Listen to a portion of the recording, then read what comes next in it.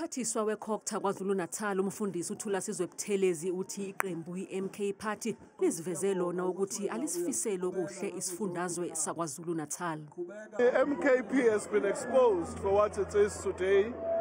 We also in the chamber, when they realized that they don't have the numbers, they then broke into chaos and anarchy.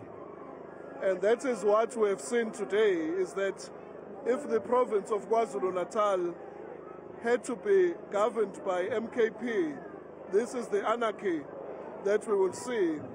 Uthi baneqholo elikhulu ngoNdunankulu wesifundazwe uThami Ntuli.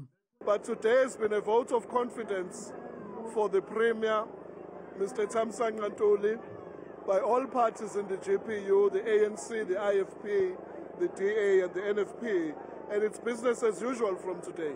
Iqembu IFP lithi iMK Party ihlulekile ukuzihola yona ngobuyona. But the Premier is not disturbed by all those, accusations. The firm task of the Premier now is to lead the province. As we explained, there is more employment, people are feeling safer, the economy is growing. Leli qembu lithi lena bekuyimizamo yeMK Party yokucekela phansi uhulumeni wobumbano njengoba uqhubha kahle esifundazweni.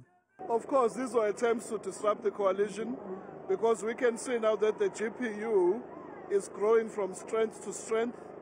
After initial teething problems, 18 months later, really the service delivery is running like a machine.